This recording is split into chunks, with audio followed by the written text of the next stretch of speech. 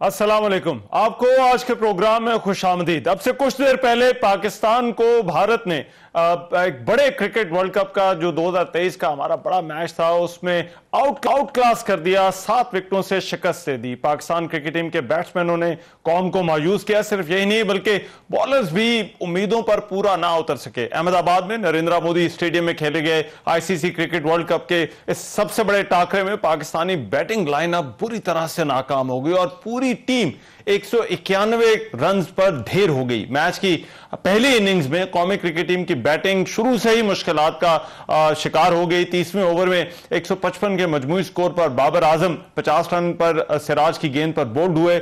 इसके बाद पाकिस्तान की विकेटें मुसलसल गिरती गई और बकिया बल्लेबाज मजमूई स्कोर में सिर्फ 36 रन का इजाफा कर सके। पाकिस्तान की विकेटें गिरने का सिलसिला ऑल आउट होने तक ना रुक सका और इससे पहले दोनों रवायती हरीफ टीमें अब तक खेले गए जो मैचेस थे वो 2-2 जीते थे, नाकाबिले शिकस्त थी इस वर्ल्ड कप के अंदर। लेकिन इस मैच में क्या हुआ और क्यों हुआ, इस पर बात करने के लिए इस वक्त हमारे cricket expert, show host express news के मिर्जा इकबाल बेग मेरे साथ मौजूद है प्रोग्राम में। सबसे पहले उन्हीं से बात कर लेते हैं। मोहम्मद समी साबिक क्रिकेटर, वो भी हमें कुछ ही देर में जो है वो ज्वाइन कर लेंगे। इकबाल भाई, ये आज क्या हुआ है टीम के साथ? मैं खुद हैरान हूं। एक फिल्म बनी थी ना रहमान, जिसका नाम था कभी खुशी कभी गम। तो ये वो क्रिकेट टीम है जो कभी खुशी देती है, श्रीलंका के खिलाफ 344 रन का टारगेट अचीव कर लिया, और कभी गम इस तरह का देती है कि यकतरफा मुकाबले के बाद हार जाती है। मैं तो हैरान हूं कि जिस तरह से कोलैप्स हुआ, जो आप इंट्रो में बता रहे थे, 155 पे 2 और फिर 191 ऑल आउट। ये कौन सी टीम थी? हमारे बैट्समैन क्या समझते हैं, 49 रन कर लिए, 40 रन कर लिए, 36 रन कर लिए, हमारा काम पूरा हो गया? हमें तो एंड तक जाना चाहिए। हमारी टीम पूरे 50 ओवर नहीं खेल पा रही, जो कि लम्हे फिक्रिया है, क्योंकि ये क्रिकेट T20 क्रिकेट से डिफरेंट है। आप लोग T20 क्रिकेट नहीं खेल रहे, लेकिन हैरानगी की बात है कि आपका मिडिल ऑर्डर बुरी तरह से नाकाम रहा, आपके बॉलर्स बुरी तरह से नाकाम रहे, और जिस तरह अगर बाबर आजम और रिजवान दोनों बैटिंग ना करें तो फिर क्या हाल होगा? मेरे ख्याल में इसकी बुनियादी वजह रहमान यही है कि हम अपने बेंच स्ट्रेंथ को नहीं आजमाया। हमने माजी में अफगानिस्तान जैसी कमजोर टीम के खिलाफ वही सारे पुराने खिलाड़ी खेलते रहे, किसी यंगस्टर को चांस ही नहीं दिया। अब चांस दिया, अब्दुल्ला शफीक ने प्रूव किया, चांस दिया, सऊद शकील ने प्रूव किया। तो आखिर कब तक हम जो आजमाए हुए घोड़ों को आजमाते रहेंगे? क्या यंग टैलेंट नहीं है पाकिस्तान क्रिकेट में? पाकिस्तान क्रिकेट में है टैलेंट, लेकिन वही बात है कि अगर चीफ सेलेक्टर वहां भारत चले गए, किसको ढूंढने गए, किस टैलेंट को ढूंढने गए थे, किसको बताने गए थे? ये भी एक $1 मिलियन क्वेश्चन है। लेकिन ये 37 रन के ओवर 8 खिलाड़ियों का आउट होना, ये तो बिल्कुल इसकी तवक्को नहीं की जा रही थी। ये क्या है? क्या हमारा गेम प्लान नाकाम हुआ है? क्या पिच का कसूर था? क्या ज़हनी तौर पर जो है वो हमारी टीम इतने बड़े मैच को जो है वो संभाल नहीं सकी? आपके ख्याल में इसकी वजह क्या बनी? देखिए, जब हमारी 2 विकेटें गिर गई, उसके बाद पार्टनरशिप अच्छी हुई, तो गेम प्लान तो कुछ होना चाहिए था। गेम प्लान ही नहीं था। उठा के मार रहे, हसन अली जैसे आउट हुए, इफ्तिखार अहमद स्वीप करते हुए आउट हुए, जैसे सऊद शकील LBW आउट हो गए, तो और शादाब खान जिस तरह से आउट हुए, तो आपकी बैटिंग में वो डेप्थ नहीं है मिडिल ऑर्डर में। आप ऑलराउंडर्स खिला रहे हैं। आपके पास 5 स्पेशलिस्ट बैट्समैन थे रहमान, जिसमें इमामुल हक, अब्दुल्ला शफीक, बाबर आजम, मोहम्मद रिजवान और सऊद शकील। उसके बाद 6 जो खिलाड़ी थे उनमें ऑलराउंडर्स थे। आप ऑलराउंडर भी ऐसा खिलाएं कि जो बैटिंग और बॉलिंग दोनों शोबों में काम आ सके, लेकिन आपके पास कोई ऐसा था ही नहीं। कभी वो कुछ रन कर देते हैं, ऑलराउंडर बन जाते हैं। ये तो सोचना चाहिए अरबाब इख्तियार को क्रिकेट के कि वो किस तरीके से। अब ज़का अशरफ साहब गए हुए थे वहां, नेक तमन्नाओं का उन्होंने इजहार किया। हालांकि एक पाकिस्तानी अदाकारा थी तमन्ना, कैरेक्टर एक्ट्रेस का रोल प्ले करती थी। उनके इंतकाल को तो कई साल बीत गए, लेकिन वहां जाकर नेक तमन्नाओं का इजहार करने वहां पहुंचे हुए थे टीम की हौसला अफजाई के लिए।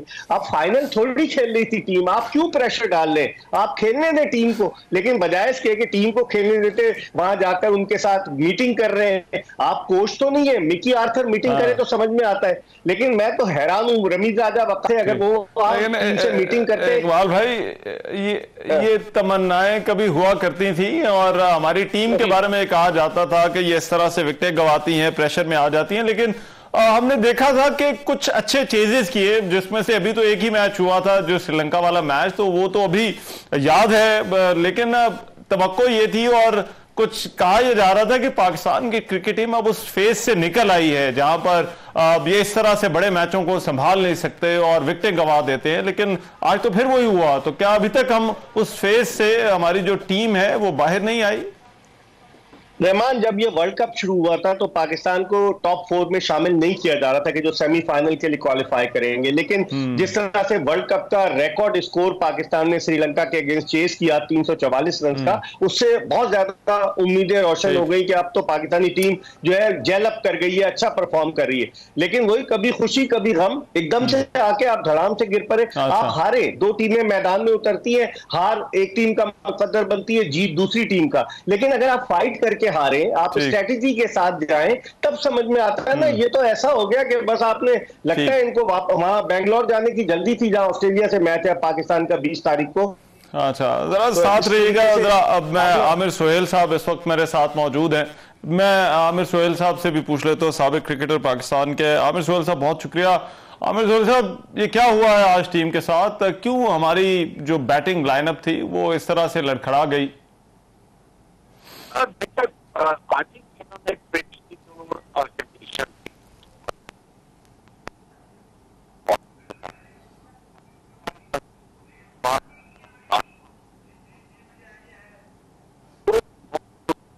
सारा जो हार्ड पर था और उसके बाद आप देखें कि जब आप नवाज को एज एन ऑलराउंडर से ला रहे हैं, अभी 14 ओवर बाकी है और उन्होंने उठा के हिट मार दी। मतलब ये कि इनको कोई आइडिया नहीं था कि इस पिच के ऊपर अगर आप स्कोर 250 या उससे ज्यादा लगा दो तो आप जो है जिस तरह की पिच की कंडीशन है उससे फायदा उठा सकते हो। बट बिल्कुल मेरा ख्याल है कि जो जब बाबर आजम आउट हुए उसके बाद तो कंप्लीटली लॉस्ट द प्लॉट। अच्छा, लेकिन इसमें ये बात पहले भी की जा रही थी और कहा जा रहा था कि अगर हम कुछ पहले ओवर्स गुजार लें, और हमने इस वर्ल्ड कप में देखा है कि अगर टीमें विकेटें नहीं गंवाती और फिर बाद में उनको बड़ा भरपूर मौका मिलता है, पिच सपोर्टिव हो जाती है। कुछ मैचेस में हमने देखा भी कि बाद में जब टीमें संभली तो उन्होंने बड़ा टोटल किया। पाकिस्तान का श्रीलंका के साथ जो मैच था वो भी इसी तरह से हुआ था। तो ये क्यों नहीं आपके ख्याल में, ये अगर प्लॉट जो है वो दे लॉस्ट द प्लॉट और बिल्कुल ही गेम प्लान जो है वो उससे हट भी गए, तो इसकी वजह आपको क्या नजर आती है? आई थिंक और वो ये समझ रहे थे कि हमने 300 रन हर सूरत में करना है, वरना हमारा कोई चांस नहीं है ये मैच जीतने का। हेल्प एंड और हालांकि पिच की जो कंडीशन थी उसको अंडरस्टैंड कर लेना चाहिए। उसकी सिंपल एग्जाम्पल ये है कि जब बाहर बैटिंग करने आए तो उन्होंने आपने एक चौका मारा और उसके बाद वो नायक को ऑफ की तरफ जाके स्विंग मारना चाहते। अब आपने गेंद को नहीं फाड़ा, आपने चौका ले लिया है, अब आप आराम से सिंगल करके आपने जो सीनियर पार्टनर है उसको स्ट्राइक दें और पार्टनरशिप लगाने की कोशिश करें। लेकिन जैसे ही वो आउट हुआ उसके बाद रिजवान भी आउट हो गए, उसके बाद भी आउट होना शुरू हो गए। ठीक है, अच्छा जरा साथ रहिएगा। मिर्जा इकबाल बेग साहब, सिलेक्शन का इशू आपको नजर आता है? देखिए, आप इस सिलेक्शन कमेटी के तो चेयरमैन इंजमाम उल हक साहब है जो माशाल्लाह 25 लाख रुपए माहाना क्रिकेट बोर्ड से ले रहे हैं, और अब नई उन्होंने सिलेक्शन कमेटी भी अनाउंस कर दी। पहले सिलेक्शन कमेटी वो ये नई अनाउंस हुई, इससे पहले ही इंजमाम साहब टीम का ऐलान कर चुके थे। मैं समझ रहा हूं कि पाकिस्तान में टैलेंट है, लेकिन अगर हकदार को उसका हक दिया जाए, दोस्ती यारी की बुनियाद पर टीम को मुंतखब नहीं किया जाए, रिश्तेदारी की बुनियाद पर टीम को मुंतखब नहीं किया जाए, अगर मेरिट पर हम फैसले करेंगे रहमान, तो कोई वजह नहीं। टैलेंट पाकिस्तान में इतना है। अब आज पाकिस्तानी टीम नंबर 1 थी लेकिन भारत से हारकर रैंकिंग में और नीचे आ गई, तो क्या वजह है? आखिर हमारी टीम अच्छा परफॉर्म करती है, वजूहात जानने की जरूरत है। इसको प्रॉपर तरीके से, प्रोफेशनल तरीके से क्रिकेट को चलाया जाए। अब क्रिकेट बोर्ड में क्या होता है, शौकीन लोग आ जाते हैं जिनका क्रिकेट से दूर दूर का ताल्लुक नहीं है, और वो आकर जो है वो शुरू हो जाते हैं करना। आपको दिलचस्प बात बताऊं कि कल पीसीबी की मैनेजमेंट कमेटी के चेयरमैन ज़का अशरफ साहब ने कल जब मुलाकात की टीम से, तो उन्होंने हारिस रऊफ को कहा वेल बोल्ड हारिस रऊफ, जबकि हसन अली ने अच्छी बॉलिंग की थी। तो आप अंदाजा लगाएं कि अगर शौकिया लोग आ जाएंगे हेल्म ऑफ अफेयर्स पर तो फिर क्या होगा? स्लिप ऑफ टंग चले हो जाती है, लेकिन आप हौसला अफजाई के लिए पहुंच गए। आप पहले क्रिकेट के मामला दुरुस्त हो। हमारे यहाँ जो है अभी तक एडहॉकिज्म पे क्रिकेट चल रही है। 5 नवंबर तक का टाइम दिया गया है, जकाशा साहब को इलेक्शन कराएं। आईपीसी मिनिस्ट्री धड़ाधड़ खत भेज रही है पीसीबी को, कोई जवाब नहीं मिल रहा। मैं समझता हूं कि बस पीसीबी एक सोने की चिड़िया है जहां लाखों करोड़ों रुपए दिए जा रहे हैं लेकिन नतीजा सिफर है। आमिर सोहेल साहब, अभी ये तो मैच है, आपको लगता है कि हमारी जो प्लेइंग 11 है, क्या सिलेक्शन भी उसका एक इशू है? जिन लोगों को खिलाया जा रहा है और जो जिस कॉम्बिनेशन के साथ जो है वो हम इन मैचेस में उतर रहे हैं। देखिए, हम कुछ 4-5 मैचेस हैं किसी टीम्स के ऊपर यही कहते आ रहे हैं कि अब सामा को खिलाए कि वो बॉल को टर्न कर देंगे, ना आपके शताब का गेम टर्न हो रहा है ना नमाज का होता है।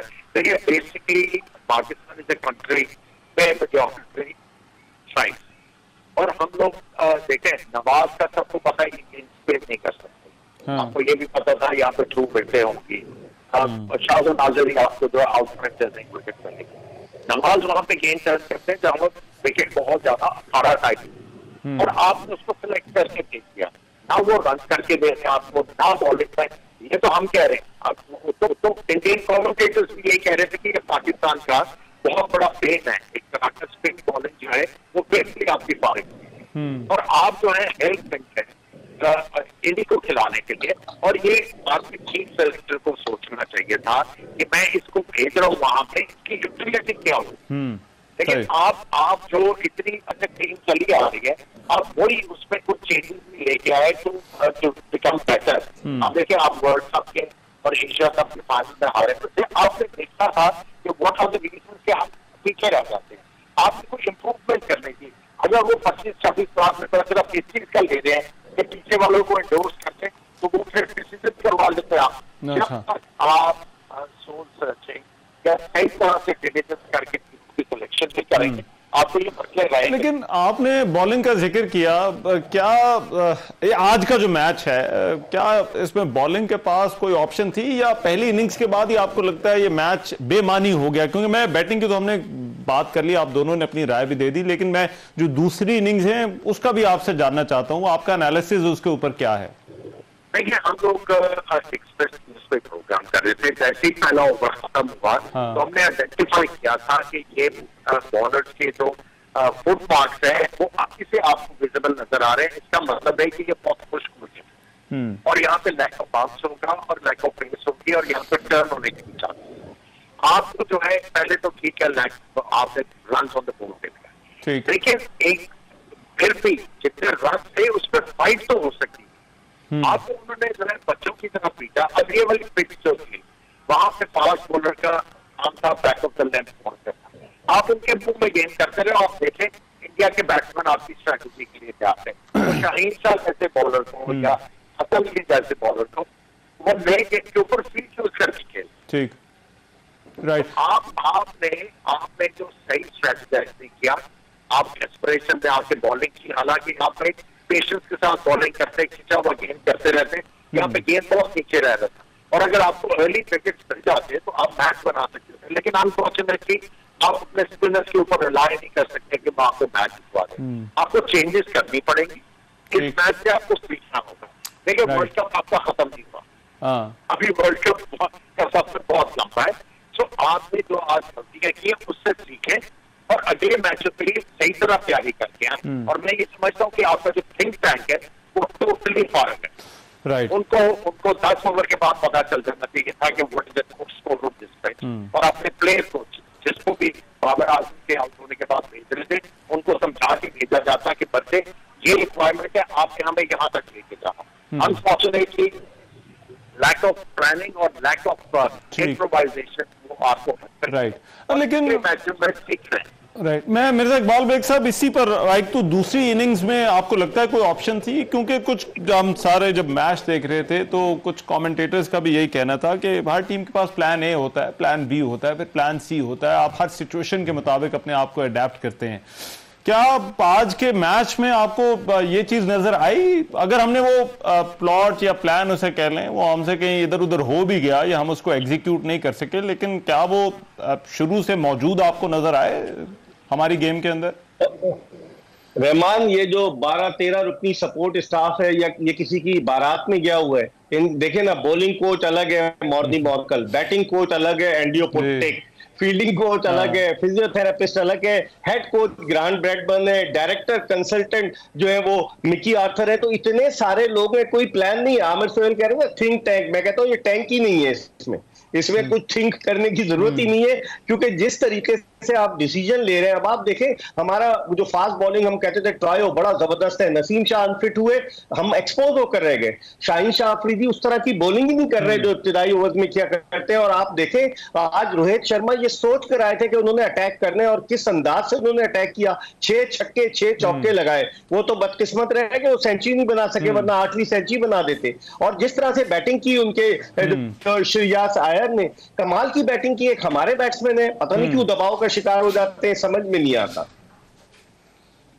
अच्छा, लेकिन आगे का सफर अब आप क्या देख रहे हैं, क्योंकि रन रेट बड़ा इंपॉर्टेंट हो जाएगा इस टूर्नामेंट के आखिर में। और ये बात थी, ये कही जा रही थी कि अगर हम थोड़ा मैच को लंबा खींच जाएं, या हम ओवर्स पूरे खेल लें, कुछ स्कोर्स जो है वो ऑन बोर्ड कर दें, या हमारे बॉलर्स जो है वो ये कर लें, तो हमें फायदा हो सकता है। लेकिन लगता है वो भी हम नहीं कर पाए आज। देखिए, रन रेट जो है, नेट रन रेट भारत का +1.81 का है, और दूसरे नंबर पर न्यूजीलैंड है जिसका 1.6 का है। अब पाकिस्तान का माइनस में आ गया है रहमान, -0.13। तो अब आप अंदाजा लगाएं कि हमें अभी, आमिर सही कह रहे हैं कि अभी हमारे लिए वर्ल्ड कप खत्म नहीं हुआ। हम अगर दिमाग का इस्तेमाल करें प्रॉपर, क्योंकि अभी आप 2 मैच जीते हुए, कम से कम आप 4 मैच और जीतते। आप देखें ना, उनमें से कुछ कमजोर टीमों के खिलाफ भी मैच है, 4 मैच आप जीतते हैं तो आप सेमीफाइनल की दौड़ से बाहर नहीं होंगे। लेकिन दिमाग का इस्तेमाल कौन करे, सिलेक्शन में क्या होगा। आप देखें ना कि अगर इमामुल हक 36 रन बनाकर समझते हैं मैंने अपना रोल प्ले कर दिया, ऐसा नहीं होना चाहिए। बाबर आजम और रिजवान पर पूरा जो है दारोमदार है, लेकिन वो भी आउट हो जाते हैं एक इनिंग्स खेलकर, तो ऐसा नहीं होना चाहिए। मेरे ख्याल में बहुत सारी खामियां हैं जिनको रेक्टिफाई करने की जरूरत है। आमिर सोहेल साहब, आगे क्या करना होगा, व्हाट नीड्स टू चेंज? आपने अपनी क्रिकेट अच्छी खेली है, उसके लिए प्लानिंग बहुत जरूरत है। और अपनी जो आपके पास रिसोर्सेज हैं, जो आप 16 लड़के लेके गए हुए हैं, आपको उनकी यूटिलाइजेशन करनी है। अगर आप ये समझते हैं कि Usama is not good enough to play for Pakistan in the match, तो फिर उनको वापस भेजें। अगर आपको उनके ऊपर कॉन्फिडेंस ही नहीं है तो उनको वापस भेजें, उनकी जगह कोई और बुला लें। तो बेसिकली आपको जो है, जो रिसोर्सेज हैं और जो कंडीशन है, उनको सामने रख के आपने प्लेयरों को खिलाना है और उनको रोल देना है। उनको बताना है कि भी आपसे रिक्वायरमेंट ये है, अगर ये चीजें आप करते हैं तो आपके चांसेस तो क्रिएट होंगे। ठीक है, जिस तरह मिर्जा साहब ने कहा 4 मैच आपने और की, और ऑस्ट्रेलिया की टीम अभी बहुत पीछे लगी है। ठीक है, अब आप थोड़ा सा हिम्मत करके ऑस्ट्रेलिया को पकड़े। उसके बाद आपके 2 मैच हैं, आपका अभी अफगानिस्तान से मैच है, बांग्लादेश से मैच है। अगर आप ऑस्ट्रेलिया को पकड़ते हैं तो आपका एक चांस बन सकता है वर्ल्ड कप में आगे जाने का। आपको ये मैच से सीखना पड़ेगा, गलतियों से सीख के प्रॉपर तैयारी करके सही टीम सिलेक्शन करके अब आपको इस वर्ल्ड कप को जो है अप्रोच करना। राइट, बहुत शुक्रिया आमिर सोहेल साहब। और मिर्जा इकबाल बेग अपनी राय दे रहे थे। आज का जो मैच हुआ, पाकिस्तान की बड़ी मायूस कुन कारकर्दगी थी, लेकिन दोनों का ये मानना है कि वर्ल्ड कप अभी खत्म नहीं हुआ, अभी मैचेस बाकी हैं। देखिए हम आज जो गलतियां की हैं उससे कुछ सीखते हैं या नहीं। एक ब्रेक लेते हैं, ब्रेक के बाद वापस आकर कुछ बात होगी की सूरत हाल पर। Welcome back. इसराइल गजा में जमीनी हमलों का आगाज कर चुका है। इसराइल की फौज भारी तादाद में टैंकों के साथ गजा में दाखिल हो गई है। इसराइल की जानिब से गजा में पैम्फलेट्स के जरिए शहरियों को 24 घंटे के अंदर अंदर गजा से निकलने की वार्निंग्स भी जारी की गई थी। ताहम हमास ने इसराइली धमकी को मुस्तरद करते हुए गजा छोड़ने से इनकार कर दिया था। गजा पर जारी इसराइली बमबारी में बच्चों समेत अब तक 1843 फलस्तीनी शहीद हो चुके हैं, जबकि 6000 से ज्यादा जख्मी हुए हैं। अक़वाम मुत्तहिदा ने इसराइल की जानिब से गजा के लोगों को दिया गया अल्टीमेटम वापस लेने का मुतालबा किया है। अक़वाम मुत्तहिदा का यह भी कहना है कि 24 घंटों के अंदर लाखों लोगों की नकल मकानी एक नए इंसानी बहरान को जन्म दे सकती है। सऊदी अरब ने इसराइल के साथ सफारती ताल्लुकात की बहाली के लिए जो बातचीत हो रही थी उसको भी मुअत्तल कर दिया, और रूसी सदर व्लादिमीर पुतिन ने भी इसराइल की जानिब से गजा के मुहासरे को नाकाबिल कबूल करार दिया है। रूस ने फलस्तीन इसराइल लड़ाई पर अक़वाम मुत्तहिदा की सलामती कौंसिल में करारदाद का मसवदा भी पेश कर दिया और सालिसी की पेशकश की है। कतर के वज़ीर आज़म ने खबरदार किया है कि इसराइल गजा कशीदगी का दायरा वसी होने के इंतहाई संगीन नतायज बरामद होंगे। फिर लबनान की जो मज़ामती तंजीम है हिज़्बुल्लाह, उसका कहना है कि इसराइल के खिलाफ जंग में हमास का साथ देने के लिए मुकम्मल तौर पर तैयार हैं। हिज़्बुल्लाह के नायब रहनुमा का कहना था कि वो वक्त आने पर मुदाखलत करेंगे। आलमी तंजीम ह्यूमन राइट्स वॉच ने इसराइली फौज की जानिब से गजा और लबनान में सफ़ेद फास्फोरस बम इस्तेमाल करने की भी तस्दीक की है और इसराइल के गजा और लबनान के इन हमलों की तस्दीक शुदा वीडियोज़ जारी की हैं। इसके अलावा इसराइली फौज की जानिब से लबनान में प्रेस की गाड़ी पर मिसाइल हमले में बरतानवी खबर एजेंसी रॉयटर्स का कैमरामैन भी हलाक हो गया, जबकि 5 सहाफ़ी जख्मी हो गए। स्कॉटलैंड के फर्स्ट मिनिस्टर हमजा यूसुफ ने उन्होंने अपनी सास की उनकी एक जज्बाती वीडियो पैगाम सामने आया है, जिसमें उन्होंने कहा है कि 10 लाख लोगों के पास ना कुछ खाने को है ना कुछ पीने को है, और ऐसे में इसराइल की बमबारी जारी है। उन्होंने ये भी सवाल उठाया कि इंसानियत कहाँ गई। गजा में इस वक्त सूरत हाल क्या है, फ़लस्तीनी अथॉरिटी, फ़लस्तीन की जो हुकूमत है वो इस सारे सूरत हाल पर क्या सोच रही है, इस पर बात करने के लिए इस वक्त मेरे साथ नादिर उल तुर्क मौजूद हैं, जो कि डिप्टी हेड ऑफ मिशन है, जो पाकिस्तान में फ़लस्तीन की एम्बेसी है। उनसे बात करते हैं। नादिर उल तुर्क, thank you so much for your time. Thank you. I appreciate your coming to the studio. So first tell us about the situation. What is happening in Gaza? What reports do you have from there? First of all, thanks a lot for giving me the opportunity to be your guest and speech for my brother and sister Pakistani people to your own channel. Situation in Gaza has become day by day, moment by moment, more and more difficult. The crisis increase sadly in a fast way by the Israelis' criminal actions against humanity by target Palestinian civilian people. Most of the victims actually are children and women. Right. Today we getting before 2 hours it was more than 315 shaheed in Gaza only for today. To the numbers increase to become more than 2,215 shaheed. Just before I came here, 30 minutes before I arrived to your studio, the Israelis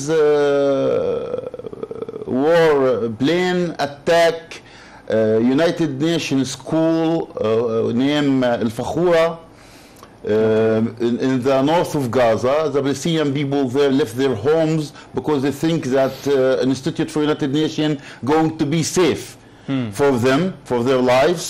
But actually it was sadly attacked by just few, before almost 1 hour, 30 minutes.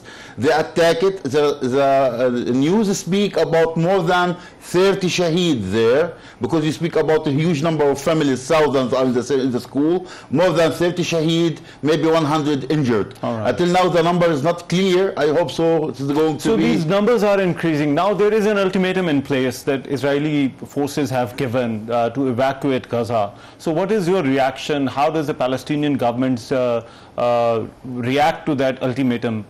First of all, I'd like to explain one thing. As I mentioned before, it was about 1,315 shaheed today in Gaza. Until this attack in Al-Fakhura school, most of that 315 was actually the people from north of Gaza. They will left their homes to following the warning of the Israelis to go to the south of Gaza. They was attacked by Israelis Air Force in the south of Gaza, which mean that actually the Israelis was not lead them for safe place. They was lead them for to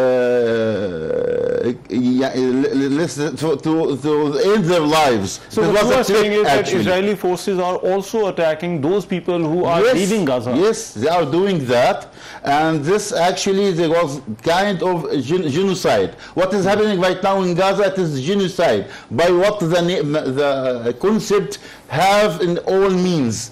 Okay, all the means of this world, it is actually genocide what is happening right now in Gaza. When you speak about 350 shaheed in one day, this is kind of genocide. And this is first. Second, as a Palestinian leadership and our brother Egyptian leadership, they refused the order of Israel and the warning of Israel, which asks the Palestinian to leave their homes in Gaza, because step by step they are leading them to south of Gaza, which is very near to the Egyptian borders. To next step going to attack them there, to make them go to the inside the Egyptian borders, which means they're going to really, transfer 2.2 million Palestinian civilians living in Gaza, to damage Gaza completely and create a crisis by creating more refugees. Palestinian people refuse to become refugees. Since 1948 we have a million of refugees around the world. We don't like to increase them with more refugees again,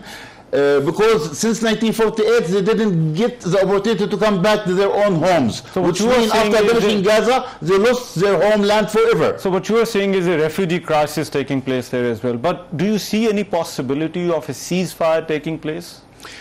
The Israelis right now looking for collective punishment by creating genocide against Palestinian people, because they want the Palestinians to pay the price of damaging the image of Israel as a superpower country in last Saturday.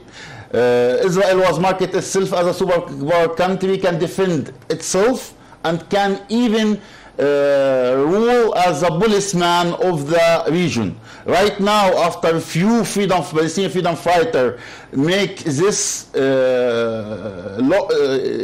make them face this failure in all steps, intelligence, army, in security, their technology, all this face failure on Saturday, which makes them look like a minor power in the region, not a superpower in the region. According to that, they become crazy. They try to punish all Gaza people, not only punish the freedom fighters who create this failure for them. They are only actually dealing with Gaza in collective punishment and creating a crime against humanity by attacking civilians. They're damaging all the civilians' buildings, civilians' homes, schools, hospitals. Even today, they are increase their attacks to the ambulance hospitals. They want one of the main hospital north of Gaza, Kamal Adwan, to be transferred to the south of Gaza, and this is impossible. So this is quite a disproportionate reaction, what we are saying. But I understand there are a lot of diplomatic efforts taking place to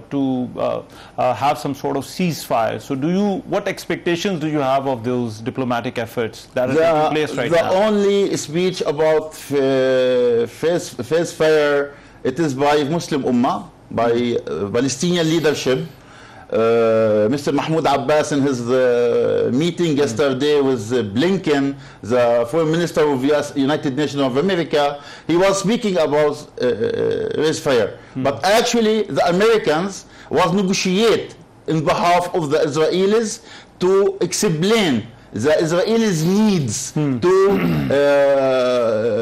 defend themselves, was ignoring the right of Palestinians to defend themselves. They was speaking about the losses of Israelis' army and settlers, armed settlers, in what's happening during the last days, and they are ignoring the losses of the Palestinian civilians. We are speaking about more than 2,215 shaheed, and we speak about more than 9,000 injured people of civilian Palestinian. They only see the losses of Israelis, which is actually, most of them are, maybe all of them, are army and armed settlers, and ignoring the suffering and the crisis of the Palestinian civilians. This is not acceptable, and this is actually against the rules of the international community, against the rules of United Nations. What we are waiting from United States of America as a superpower country, as a member of Security Council, to defend the security and the stability and the international international peace. Right. Their attitude on the ground is completely against this rules and the principle of United Nations. Right, Excellency, I understand that Pakistan has supported the cause of Palestine, and in this conflict as well, Pakistan has stood by its Palestinian brothers. Do you think government of Pakistan can do more at this moment for people of Palestine? We appreciate the support of Pakistani leaders, Pakistani people, Pakistani political parties, all of them on the same page in supporting Palestine, not only today, all the time, since Qaid Azam, may Allah bless his soul, they are supporting Palestine in all things, power they have in their hands. But I hope so, Pakistani leadership in cooperation with the Muslim Ummah, getting more, using more power. We don't speak about military power, we speak about diplomacy, political relations, the economical power, financial power of Muslim Ummah, which is huge and important and can make difference on the ground by putting Israelis and the Americans and the other Western countries are blindly support Israelis in their crimes, in their occupation. To end this the suffering of Gaza people, the Syrian people in there, end this madness on the ground, getting opportunity and hope for the young generation. There is going to be a light in the end of the tunnel, and there will to be peace later on. Right, Nadrul, thank you so much for your time. Deputy Head of Mission, फ़लस्तीनी embassy जो पाकिस्तान में उसके बात कर रहे थे और गजा की सूरत हाल के हवाले से बता रहे थे कि वहाँ पर लोग किस मुश्किल के अंदर हैं, वहाँ पर सूरत हाल दिन ब दिन जो है वो ख़राब हो रही है और किस तरह से वहाँ पर इसराइल की कार्रवाइयाँ जारी हैं। अभी एक ब्रेक लेते हैं, ब्रेक के बाद वापस आते हैं तो कुछ और खबरों पर बात होगी। ब्रेक के बाद प्रोग्राम में एक मरतबा फिर से खुशामदीद। मईशत के हवाले से रवा हफ्ते कुछ अच्छे इशारे मिले हैं। स्टेट बैंक के गवर्नर जमील अहमद ने कहा कि IMF से तयशुदा $4.2 अरब के फॉरवर्ड बुक अहदाफ को बड़े मार्जिन से हासिल किया जा चुका है। तवक्को है कि माली साल के जो अगली छमाही में महंगाई में भी कमी आएगी और शरह नमू 3.5% बेहतर हो गई है। इसके अलावा पेट्रोल की जो कीमतें हैं हाई डीजल की, उनमें बड़ी कमी की तवक्को जो है वो आज की जा रही है। इसके अलावा डॉलर की जो कीमत है उसको भी एक ब्रेक लगा हुआ है, लेकिन महंगाई अभी भी बढ़ रही है। इन तमाम मामलों पर बात करने के लिए माहिर मईशत डॉक्टर खाकान नजीब मेरे इस वक्त मौजूद हैं। उनसे पूछ लेते हैं कि ये क्या वाकई बेहतरी के आसार हैं। डॉक्टर खाकान नजीब साहब, सबसे पहले तो मैं आपसे ये जानना चाहता हूँ, ये जो शरह नमू और स्टॉक मार्केट के हवाले से बात की जा रही है, दोनों जगह पर बेहतरी देखी गई है, क्या वजह आपको नजर आती है इसकी? रहमान भाई, मार्केट जो है वो इस वक्त 50,000 के लगभग जा रही है और ये 6 ईयर हाई है। आई थिंक जून 2017 की शायद बात है जब मार्केट इस लेवल पे थी। इसकी एक बड़ी वजह यह है कि मार्केट जो रुपए की करेक्शन है और जो रुपए की जो इस्तेहकाम है उसको बहुत पॉजिटिवली ले रही है। दूसरा, जो कंपनीज के क्वार्टरली रिजल्ट आए हैं वो बड़े अच्छे आए हैं। तीसरी ये बात है कि मार्केट ये अस्यूम कर रही है कि जो मल्टीलैटरल फंडिंग फ्लोज हैं वो IMF के जो अहदाफ 30 सितंबर के कंप्लीट हो जाएंगे तो वो बेहतर हो जाएंगे। चौथा, कॉटन क्रॉप और राइस क्रॉप अच्छी आ रही हैं। इन दो क्रॉप्स के अच्छे आने की वजह से ये उम्मीद है कि जो एग्रीकल्चर है उसमें थोड़ी सी ग्रोथ दिखाई देगी। और आखिरी बात ये है कि एक जो हमारी इस वक्त इंटरबैंक जो है वो बहुत करीब है ओपन मार्केट के, तो जो रेमिटेंसेस हैं वो 5% ही बढ़ी हैं पिछले माह में, बट अक्टूबर में उम्मीद है कि उसका भी सहारा बेहतर होगा। सो ऑल इन ऑल उसकी वजह आपको क्या नजर आती है? क्या ये जो डॉलर का जो मामला है, क्या ये सिर्फ इंतजामी मामला है कि कीमत में बेहतरी आ रही है, कि रेगुलेशन बेहतर कर दी है, या उसके अलावा भी आपको कोई और वजह नजर आती है? रहमान साहब, ये कलीदी सवाल है। देखें, इसका जवाब यह है कि एडमिनिस्ट्रेटिव मेजर्स की तो जरूरत थी। एक इलिजिटिमेट इलिसिट मार्केट काम कर रही थी, वो नो योर कस्टमर के बगैर काम कर रही थी, वो डॉलराइजेशन करवा रही थी। जब आपने उस मार्केट को बीच में से निकाला तो आपने देखा कि ओपन मार्केट में मेरा ख्याल है 20% के करीब और जो हमारी इंटरबैंक है उसमें 9% के करीब करेक्शन हुई है। सो इसको अब कॉम्प्लीमेंट करने की जरूरत है। कुछ किया गया है विद द फैक्ट कि जो बी कैटेगरी कंपनीज हैं उनको खत्म कर दिया गया है। ए कैटेगरी कंपनीज की जो कैपिटल इन्वेस्टमेंट है उसको 50 करोड़ रुपए तक ले जाया गया है। तीसरी जो चीज अब कॉम्प्लीमेंट करेगी ना, अगर इसमें आप पूछे कि इस्तेहकाम रहेगा, वो ये है कि हमारे बायलैटरल फ्लोज, हमारे फाइनेंशियल फ्लोज, कमर्शियल जो आने हैं $4-5 अरब के, हमारे जो जेनीवा के $9 अरब के प्लेजेस हैं, वो जो हमारे रोल ओवर्स हैं, ये अगर सब होना शुरू हो जाए 30 सितंबर के IMF के प्रोग्राम के अहदाफ मीट होने से, then we will continue with the kind of direction that we have on the rupee. ठीक, राइट। और पेट्रोल के हवाले से आपको क्या लगता है, क्या वहां पर भी जो है वो दीगर अवामिल भी हैं आलमी कीमतों में जो कमी हुई है, और गवर्नमेंट के पास अभी आप कितना मार्जिन देख रहे हैं लोगों को रिलीफ देने का वहां पर? So I think the margin is good. $95 के करीब चला गया था हमारा जो ब्रेंट है, वो वापस आ गया था $84 पे। फिर ये जो डिस्टर्बेंस हुई है मिडिल ईस्ट में, उसकी वजह से $1-2 बढ़ा है, but still on the downward side. और अगर आप ये देखें कि 9-9.5% का आपको पीछे से मार्जिन आ रहा है जो रुपए की कदर में इस्तेहकाम ने दिया है। So I think all in all अच्छा खातिर खा आना चाहिए एक चेंज। लेट्स सी के एग्जैक्ट कार्गोज क्या आए हैं, किस कीमत पे बाइंग हुई है। अरब लाइट हमें सबसे ज्यादा अफेक्ट करता है, प्लस एक $10 अभी भी IMF के साथ हमने बढ़ाना है जो हमारा PDL है। अच्छा। अब सो अगर वो इस दफा चेंज करते हैं तो शायद इतना बड़ा मार्जिन ना मिले, पर अगर वो नहीं चेंज करते तो शायद मार्जिन बड़ा होगा। But all in all I think एक बेहतरीन कंफर्ट मिलेगा लोगों को on the both petrol, diesel and kerosene तीनों की कीमतों में।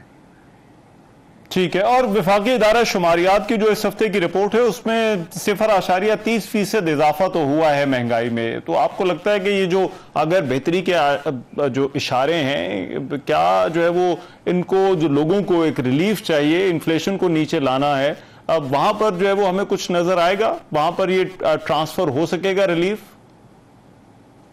सो जो प्राइसेस हैं वो स्टिकी हैं, ये बात आपकी दुरुस्त है। अभी भी जो SPI है जिसका आप जिक्र कर रहे हैं वो वीक ऑन वीक भी बढ़ता हुआ रहा है।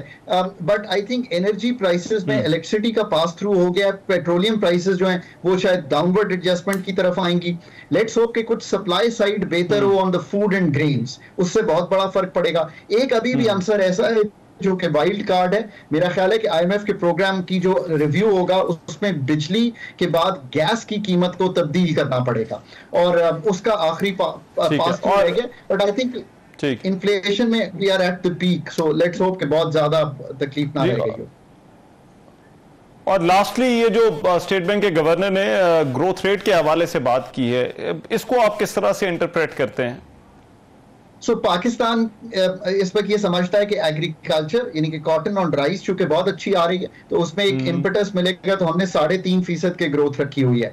IMF 2.5% पे है। मेरा ख्याल है कि कहीं 2, 2.25, 2.5-3% की ग्रोथ जो है, डिपेंडिंग अगर क्रॉप्स ठीक हो और यहाँ से अगर सप्लाई साइड हमारी थोड़ी सी कंफर्टेबल हो चीजों की, इन द सेंस के रॉ मटेरियल आ रहा हो और हमारी जो एक्सपोर्ट्स हैं वो वापस थोड़ी सी पिकअप करें, तो maybe we can go to that level, because हम लास्ट ईयर तकरीबन नेगेटिव ग्रोथ में थे। सो अगर लास्ट ईयर का बेस इतना लो है तो considering that there should be some upside here. But ये पॉपुलेशन से कम है, पॉपुलेशन की ग्रोथ 2.6% पे है। सो अभी भी we have a lot of ground to cover. Growth के अलावा रहमान साहब कोई तरीका नहीं है मुल्क में लोगों को कंफर्ट या पॉवर्टी से निकालने का और नौकरियां देने का।